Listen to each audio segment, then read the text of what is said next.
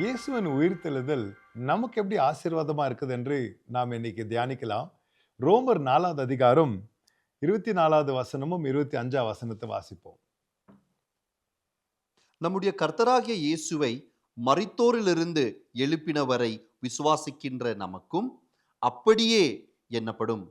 அவர் நம்முடைய பாவங்களுக்காக ஒப்பு கொடுக்கப்பட்டும் நாம் நீதிமான்களாக்கப்படுவதற்காக எழுப்பப்பட்டும் இருக்கிறார். அவர் நம்ம பாவங்களுக்காக ஒப்பு கொடுக்கப்பட்டார். அவர் நாம் நீதிமான்கள் ஆக்கப்பட அவர் எழுப்பப்பட்டார். Hallelujah. Because of the resurrection of Jesus Christ, we are justified. Praise God. இந்த நம்ம சபையிலலாம் இதை குறித்து பேசும்போதே ஒரு ஸ்கிட் எல்லாம் பண்ணியிருக்கிறோம். இதெல்லாம் நம்ம கண் கூட பார்த்துருக்கோம் இல்லைங்களா? ஒரு நீதிமண்டபத்தில் ஜட்ஜு முன்னாடி குற்றவாளியாக மனுஷக்குலம் நிற்கப்படுகிறது இல்லைங்களா? நம் பாவம் செய்து பாவத்தில் பிரிந்து பாவத்தை விட்டு வெளியே வர முடியாம சிக்கி கொண்டிருக்கிற நேரத்துல நம்மளுக்கு விரோதமாக குற்றச்சாட்டுதலை பிசாசு என்ன பண்ணிருக்கிறான்? தி அக்யூசர் ஆஃப் த பிரதரன் பெரிய லிஸ்டா வச்சிருக்கிறோம். நம்ம என்ன செய்தோம், என்ன பண்ணோம், எங்க போனோம், என்ன எல்லாவற்றையும் வைத்து ப்ரூஃபோட கர்த்தர் முன்னாடி நின்று கொண்டிருக்கிறான். பாவத்தின் சம்பளம் மரணம், இவங்களுக்கு மரணத்தை கூட ஆண்டவரே. அப்போ தேவன் இயேசு கிறிஸ்து பிதாவாகிய தேவனுக்கு முன்பதாக வந்து அவர் என்ன பண்றாருங்க? இவர்களுடைய குற்றச்சாட்டுதல் உண்மைதான், இவர்களுடைய தப்பு உண்மைதான். ஆனா இவங்களுக்கு பதிலாக நான் மரிச்சிருக்கிறேன். தன் மரணத்தை எடுத்து காட்ட அவர் மரித்தோர்ல இல்ல, மரித்தோர்ல இருந்து உயிர் தெழுந்து அவருடைய மரணத்தை இன்னைக்கு மட்டும் நமக்காக இந்த காரியம் இந்த செய்கை ஆக்கப்பட்டது என்று அவர் பிதா முன்னாடி நின்று பரிந்து பேசிக் கொண்டிருக்கிறார். Every time you ask for forgiveness. ஒரு விஷயம் நாம் கிறிஸ்துவை பார்த்து நம்ம பாவ மன்னிப்புக்காக நம்ம ஜெபிக்கும் போது நம்மளுடைய நீதிகரிப்பு எப்படி வருதுங்க? Because of the death and the resurrection of Jesus Christ. அதுதான் இங்க அப்போஸ்தலன் பவுல் எழுதுகிறார். அவர் நமக்காக நம்ம பாவங்களுக்காக ஒப்பு கொடுக்கப்பட்டார். ஆனா அதோட நிக்க வச்சிருந்தா நம்ம திருப்பி பாவிகளா தான் மாறி இருப்போம். ஆனா நம்ம எப்படி நீதிமான்களா ஆக்கப்பட்டோம்னா இன்னைக்கு அவர் உயிரோடு எழும்பி நமக்காக பரிந்து பேசி கொண்டிருக்கிறதுனால நமக்கு the resurrection is a blessing. Because of it we are justified. Praise God. இரண்டாவதாக நம்ம பார்க்கிறோம், அவர் எபேசியர் 1வது அதிகாரம் 17 வசனத்திலிருந்து 20 வசனம் மட்டும் நம்ம பார்க்கிறோம். அவர் உயிர்த்தெழுந்ததுனால we have power. நமக்கு தேவன் வல்லமையை கொடுத்திருக்கிறார் அவருடைய வேலைகளை செய்ய. மனுஷன் அவனுடைய சொந்த பலத்தினால தேவனுக்கு முன்பதாக நீதியா வாழ முடியல. தேவனுடைய காரியங்களை, தேவனுடைய கிரியைகளை சிறப்பா அவனால செய்ய முடியல. சீடர்களை நம்ம பார்க்கும் போது இயேசு கிறிஸ்துவ நாட்களில் ஊழியத்துக்கு அவங்களை அனுப்புகிறாருங்க. அவங்க போயிட்டு வராங்க. சில நேரத்தில் நல்லா இருக்கு, சில பிசாசுகளை ஓட்ட முடியாம எல்லாம் வந்து நிற்கிறாங்க இல்லைங்களா?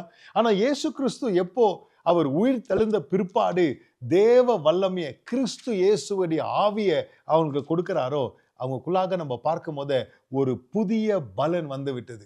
உயிர்த்தெழுதலுக்கு பிற்பாடு சீடருக்குள்ள இருந்த பலன் கடைசி மட்டும் அவங்களை நிலைநிற்க வச்சுச்சு. கடைசி மட்டும் பின்மாற்றம் இல்லாம தேவனுக்காக ஊழியத்தை வைராக்கியத்தோட செய்ய உயிர்த்தெழுதலின் பிற்பாடு கிடைச்ச வல்லமையினால எந்த பிசாசும் நீ யாருன்னு அவங்கள பார்த்து கேட்க முடியல. பிசாசு ஓட்டும் போது கிறிஸ்து இயேசு அப்போஸ்தலர் 10:38 வாசிக்கிறது போல எப்படி அவர் செயல்பட்டாரோ அதே வல்லமை இவங்களுக்குள்ளும் காணப்பட்டுச்சுங்க. ஆஃப்டர் த ரெசரக்ஷன் இயேசு சொல்லுகிறார், போய் காத்துருங்க நீங்கள் பலன் அடைந்து. ஹல்லேலூயா. அப்போஸ்தலர் 1:8 வாசிக்கிறோம். இயேசு கிறிஸ்து என்ன பண்றாருங்க?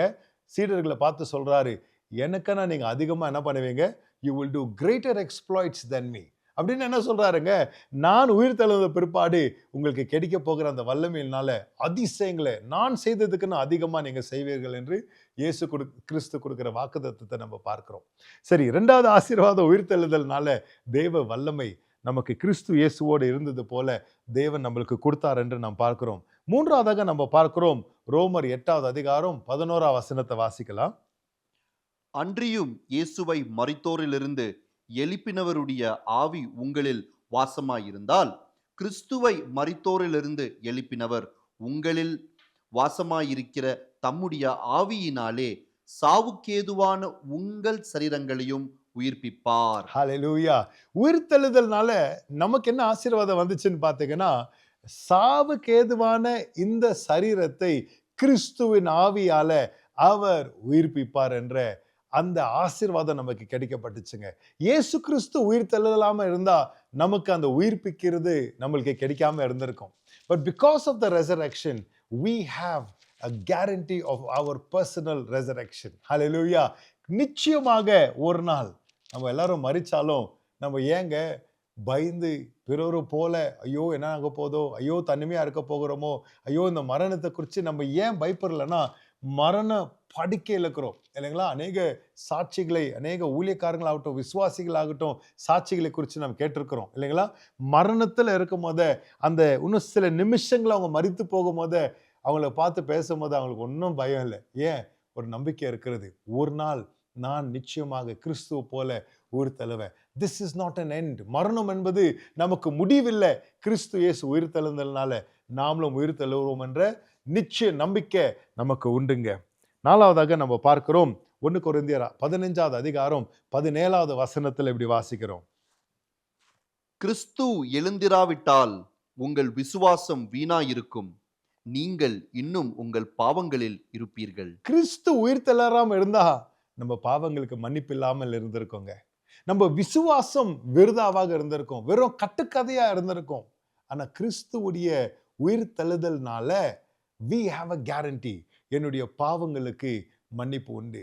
தொடர்ச்சியா நம்ம எப்பெல்லாம் போய் மன்னிப்பு கேட்டாலும் ஏன் என் பாவத்துக்கு மன்னிப்பு உண்டுன்னு பார்த்தீங்கன்னா, உயிர் தெழுந்த இயேசு பிதாவின் வலது பாசத்துல நமக்காக பரிந்து பேசி கொண்டிருக்கிறதுனால.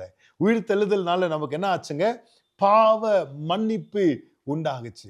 Once and for all. Kristu Yesu என்ன பண்ணாரு? நம்ம பாவங்களை சிலுவையில சுமர்ந்து ஒன்ஸ் அண்ட் ஃபார் ஆல் அந்த பாவங்களை அவரு முறியடித்தார். அது வல்லமையை முறியடித்தார். நாம் விடுதலை பெற்றுக்கொள்ள, பாவ மன்னிப்பை, பாவ நிவாரணத்தை நாம் பெற்றுக்கொள்ள கிறிஸ்து இயேசுவின் உயிர் தழுதல் நம்மளுக்கு ஆசீர்வாதமா இருந்தது. கடைசியாக நம்ம பார்க்கிறோம் எபிரேயர் 2வது அதிகாரம், நீங்க வீட்டில் வாசிச்சு கொள்ளுங்க. 9வது வசனத்திலிருந்து 18வது வசனம் மட்டும் நாம் கிறிஸ்துவின் உயிர் தழுதலின் வல்லமையை பார்க்கிறோம். கிறிஸ்துவின் உயிர் தழுதல் நிமித்தமாக என்ன ஆச்சுங்க? மரணத்தின் தெருவுகோல் இனி மரணத்தின் கையில் இல்லை, பிசாசின் கையில் இல்லை, கிறிஸ்துவின் கையில வந்து விட்டுச்சு. அதனால நமக்கு என்ன ஆசீர்வாதம்? Because of resurrection the keys of death is in the hands of God. பிசாசு என்ன பண்ண முடியாது? எந்த விசுவாசியும் மரணத்தினால் அவன் பயமுறுத்த முடியாது. யாருக்கும் அவன் என்ன பண்ண முடியாது? தீங்கு கொண்டு வந்து அவங்கள சாகடிக்க முடியாது. ஏங்க? மரணத்தின் தெருவுகோல் தேவனுடைய கரத்தில் இருக்கிறது. Praise the Lord. அப்போ விசுவாசிக்கு இயேசு கிறிஸ்துவின் உயிர் தழுதல்னால என்ன பெரிய ஆசீர்வாதம் வந்துச்சுங்க? அவர் மரணத்தின் தெருவுகோலை பிசாசு கையிலிருந்து பறித்து கொண்டார். இப்போ விசுவாசிக்கு எதனா ஒன்று நடக்கணும்னா கர்த்தருடைய பர்மிஷன் இல்லாம ஒன்றும் நடக்க முடியாது. There is our confidence. அங்க நம்மளுடைய நம்பிக்கை, நம்மளுடைய தைரியம், நம்மளுடைய நன்றி சொல்லுதல் உண்டுங்க. ஹல்லேலூயா.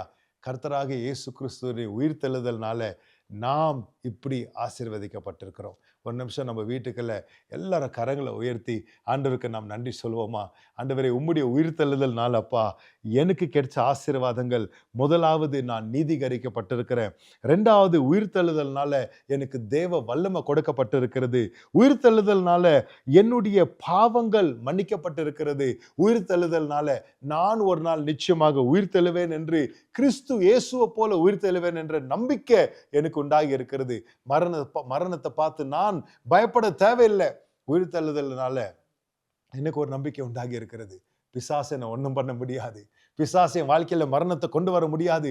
மரணத்தின் தெருவுகோல் உயிர் தழுந்த இயேசுவின் கரத்தில் இருக்கிறது. எது குறித்து நான் பயப்பட தேவையில்லை என்ற விசுவாசம் எங்களுக்கு உண்டாயிருக்கப்பா. உமக்கு நாங்கள் நன்றி சொல்கிறோம். நீர் செய்த நன்மைகளை நாங்கள் கொண்டாடுகிறோம்ப்பா.